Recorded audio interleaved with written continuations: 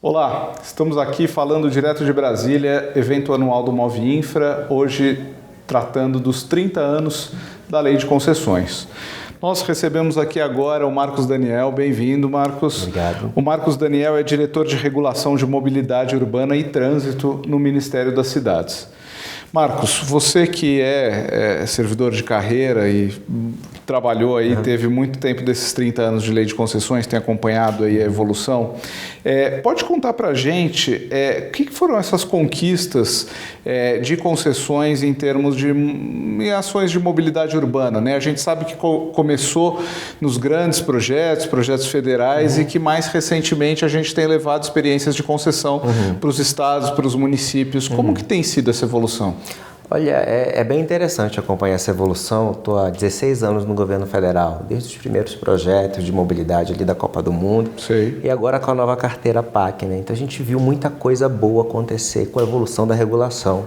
E a gente fala de mobilidade, a gente fala de município, governo de estado. Então a gente viu tem um amadurecimento aí das cidades, entendendo que elas precisam dedicar esforço, e a gente do governo federal está apoiando nisso, para fazer melhores modelos e para tornar um ambiente regulatório ali mais propício para a gente conseguir enfrentar o desafio de ampliar nossa infraestrutura de transporte no país, principalmente transporte urbano, né? Então a gente teve casos aí de PPPs, de concessões para sistemas de ônibus, a gente tem casos aí da iniciativa privada, não entrando só com a operação ali de manutenção e dos veículos, mas entrando na infraestrutura. A gente tem casos assim que o governo federal apoiou, concessões de terminais urbanos, né? Isso tá se difundindo muito no país aí, e a gente vê um retorno muito positivo aí quando se consegue fazer um bom modelo. Então, aí, pelo menos nos meus 16 anos aí da mobilidade urbana, eu tenho visto uma grande evolução aí que tem trazido os bons resultados, sabe? Para o transporte urbano, e a gente tem a oportunidade agora de fazer muito mais ainda com essa evolução que a gente percebe aí, especialmente com as PPPs e com a modelagem que hoje vem se aperfeiçoando no setor. Pois é, vocês estão propondo um novo marco legal aí da mobilidade, né? Do que ele trata e no que ele pode melhorar a implantação, já que a gente viu, só porque você comentou sobre a experiência da Copa, a gente viu ao longo dos anos aí alguns projetos que tiveram alguns problemas, pararam no caminho. O que esse novo marco legal pode trazer de eficiência para o setor? Obrigado pela pergunta. Eu acho que é importante destacar isso, né? Tivemos acertos e erros como país, né? Nesse caminho aí de construir boas soluções. Então o Marco Legal ele vem para tentar organizar a governança da mobilidade urbana, do transporte público, né? A gente tem os atores União, Estado, especialmente nas regiões metropolitanas, onde é mais desafiador, porque envolve várias cidades, e os municípios. Então é importante ter uma lei federal que ela de fato dê diretrizes, dê modelos para essas contratações, porque hoje cada cidade adota um modelo, e não que a gente queira um modelo único federal, mas que fique bem claro que tipo de modelo, o que tem que conter num contrato, né? Sobre a perspectiva da mobilidade urbana, sobre a perspectiva do usuário, sobre a perspectiva da sustentabilidade. Então é importante isso estar claro para assim, uniformizar a linguagem jurídica, né, a nível de legislação, e a gente conseguir ter contratos mais claros. E assim, colocando no papel qual é a função de cada um ali, né? Qual a função do município, do estado, da União, do ente privado. Então o Marco Legal traz isso, assim, né? A gente já tem uma lei de mobilidade urbana, né, de 2012, que já deixou bem claro qual é a orientação federal para o transporte urbano, para a mobilidade, que é o transporte público, que é deixar que ele tenha que ser prioridade nas cidades e que ele precise, de fato, de um planejamento e uma gestão eficiente. E agora, com o Marco Legal, o que a gente trabalha? A gente trabalha agora um maior detalhamento dessa diretriz de política pública. E tem um fato importante do Marco Legal. Em 2012 é a Lei da Mobilidade. Em 2015 teve a PEC que colocou o transporte como um direito social. Então a gente precisa atualizar essa lei de mobilidade, porque o transporte urbano já é um serviço essencial. E agora é um direito. Então, assim, é a coletividade, é a nação toda, né? Quando a gente fala, né?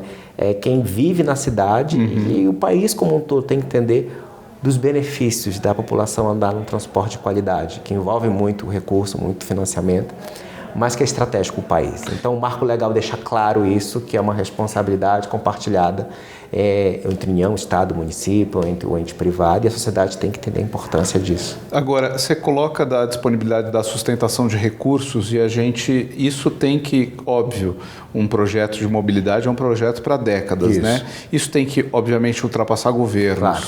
E a gente está num momento aqui de transição de municípios, né? Acabamos de passar por um período eleitoral. O quanto que esse marco legal, esses avanços institucionais melhoram esse arcabouço institucional para que a gente não veja também episódios que a gente viu no passado, né? Muda governo, antes era trilho, agora é pneu, agora é teleférico, agora é outra coisa. Como é que a gente faz com que tenhamos, de fato, projetos de Estado, projetos perenes? A gente quer compartilhar a responsabilidade, não só com as prefeituras e com governos de Estado, mas com a União. Então, o marco legal traz isso. Ele começa a imputar a questão de dados abertos, começa a colocar a importância de ter uma estrutura regulatória de governança, especialmente nas regiões metropolitanas, porque você realmente não fica refém da agenda política. E a gente precisa fazer um planejamento de fato estratégico de país. Já estamos fazendo isso, o BNDES, parceria com a gente, está fazendo um estudo para as 21 regiões metropolitanas, para a gente levantar dados de demanda, necessidades, entender o território, dialogar com as cidades para ter, de fato, uma perspectiva de longo prazo, como você bem colocou.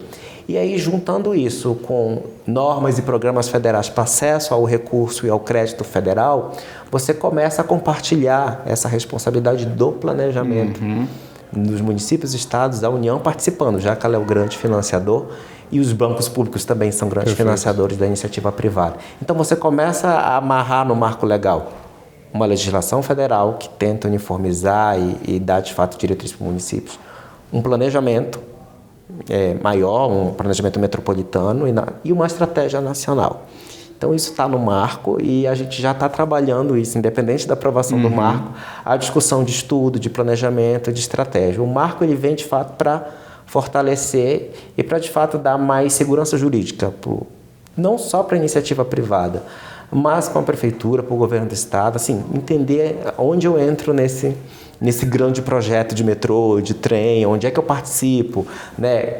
Como eu posso utilizar a minha tributação, quais instrumentos urbanísticos eu posso utilizar, e aí fica mais claro de onde vem essa receita, esse recurso, para sustentar um grande projeto desse, né? De grande relevância. Então, o marco ele é isso, eu acho que ele inova, traz também essa inovação que está se discutindo aqui da lei de concessões, para a gente otimizar, de fato, esse esforço aí de vários atores na mobilidade. Não são projetos fáceis, são complexos, então a gente precisa ter um arcabouço legal bem consistente. E, Marcos, mais uma pergunta. A gente também está enfrentando um desafio de investimentos na transição ecológica, né? Em questões de emissão de carbono, e a gente sabe que os problemas maiores de mobilidade são nas grandes cidades, onde o trânsito é um dos grandes responsáveis aí por emissão de carbono. Como que esse cuidado ambiental está inserido nesses planos? Excelente. Nesses estudos e no próprio marco legal como diretriz, fica evidente, e já na lei de mobilidade estava claro, da gente priorizar o transporte público, né, como um modo sustentável do que essa tendência, infelizmente, que se tem ainda de se pensar a curto prazo nas cidades, que é investir em sistema viário para o transporte individual. São muitas externalidades, sinistros, mortes de trânsito, então congestionamento, perda de produtividade das nossas cidades. Então, o marco e as ações hoje do governo com o novo PAC são exatamente da gente voltar a investir nas grandes obras, nos projetos de metrô, de BRT. Só que a gente está investindo também em elaboração de projeto, em estruturação. Acho que isso é muito importante. Trazendo esses componentes de sustentabilidade, o componente de como, de fato, pensar a operação de uma forma inteligente. Temos tecnologia no nosso país para a gente conseguir otimizar a nossa rede de transporte. Então, a nossa agenda hoje está muito ligada à sustentabilidade do governo federal. A agenda do novo PAC está inserida em projetos mais sustentáveis que não prevêem só a mitigação, né, das emissões, mas se adaptar a essas mudanças climáticas. Então, retomar a agenda de investimentos em trilhos, em corredores de ônibus, fomentar principalmente a descarbonização nesse setor, né? Então, o Brasil ainda anda muito dentro das cidades de ônibus, né? Quando a gente fala de transporte público. Claro. Então, nós temos tecnologia aí produzida no nosso país para fazer essa transição, seja do biocombustível, seja do ônibus elétrico, e incorporar isso naquilo que a gente já sabe que é fundamental, que são redes rápidas, eficientes, com prioridade para o transporte público, integrando com uma rede cicloviária, integrando com um redesenho de vias para as pessoas poderem caminhar melhor e chegar no transporte público. Então é isso, no novo PAC a gente está com uma nova carteira, está tentando concluir aquilo que ficou, garantindo recursos para concluir as obras que estavam aí já na carteira, selecionando novas obras que a gente viu que tinham potencial para já seguir aí, seja em PPP, seja em obra pública, e investindo em elaboração de projetos. Tá? Então, essa é a lógica que a gente está fazendo, está conversando com a nossa indústria, que tem capacidade na questão dos ônibus, né? Especialmente de produzir, seja ônibus híbrido, seja ônibus Euro 6, que a gente já está conseguindo produzir e o Ministério está financiando, junto ao BNDES também, e seja na retomada dos nossos investimentos nos sistemas metroferroviários, que são importantíssimos para os nossos grandes centros. Perfeito. Então, essa é a agenda de sustentabilidade. É importante destacar aqui que também a gente está dialogando, precisa dialogar, na verdade, também com os municípios, com o setor elétrico, porque você tem, de fato, com os biocombustíveis. A gente precisa, nessa agenda de sustentabilidade, fazer um exercício muito importante de país, que é dialogar com outros setores. Porque tem que ter todo um ecossistema, né? Senão... Todo um ecossistema, né? Então, aquele olhar somente que a gente tinha ali da engenharia de transporte, você começa na cidade, que você já tem que discutir território, você começa a trazer outros segmentos, tecnologia, digitalização. Mas, olha, temos capacidade no país para vencer esses desafios aí. Temos tecnologia, temos engenharia, temos indústria. E acho que agora é a gente sentar na mesa e conseguir detalhar isso com numa boa estratégia. Fantástico. Tá bom? Legal. Bom, queria agradecer. Tivemos aqui com o Marcos Daniel, ele é diretor de regulação de mobilidade urbana e trânsito no Ministério das Cidades. Obrigado mais uma vez. Eu que agradeço a oportunidade. Parabéns pelo evento. Valeu, obrigado.